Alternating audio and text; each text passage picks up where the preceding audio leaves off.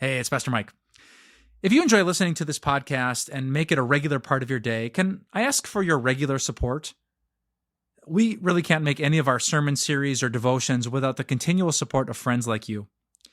Time of Grace, in case you didn't know, is 100% donor funded, meaning it is your gifts that make it possible for us to use television and print and digital media to share the good news of God's amazing grace. Just click on the link in the episode notes, and thank you for all of your prayers and all of your support. God bless. So you wake up in the middle of the night, and you're going to get a drink of water, and you just happen to glance out the window, and you see your neighbor's roof is on fire. You think you'd tell him? You think you maybe wake him up and let him know?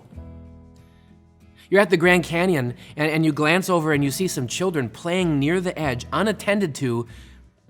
You think you might warn them a little bit? Or you finally get engaged to the absolute love of your life. You think you might post a few pictures and call a few people? You find out for the first time you're going to be a grandparent. Think you might tell a few folks at your workplace? Of course you would, right? In all of these situations, whether it's extreme news of danger or warning or incredible news of joy, these are absolutely the times that we love to tell people what's going on. We love to tell them the news. So then why don't we talk about Judgment Day more often? Judgment is a day of extreme warning for people who don't know Jesus yet, and of course, a day of extreme joy for believers who are waiting for that ultimate victory. Why don't we talk about this more often? When was the last time you were out doing yard work next to your neighbor, or maybe it was Thanksgiving and you had a family gathering and you struck up a conversation, and maybe in the middle of it you said, Jesus is coming and I'm excited. Are you ready? Are you prepared? Do you talk about things like that? Or maybe for all the news that you share on your social media and all the pictures, do you post Bible verses to encourage other people? Do you talk about things like death and Judgment Day and what to expect and what we're looking forward to?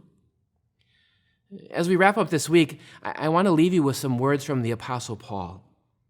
He had just finished writing about death and how we look forward to life because we have hope in Jesus. And he talks about the joy of Jesus returning in victory.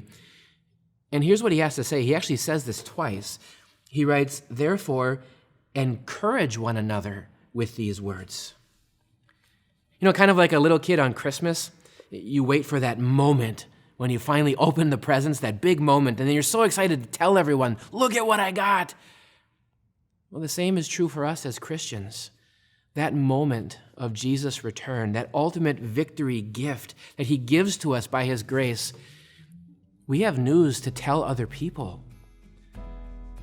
So when you are stuck in a rut, or especially you see your friends or family are caught up in the struggles of this life, encourage them, encourage one another with these words, and encourage them with the good news that Jesus came once. He was born for us, he lived, he died for us.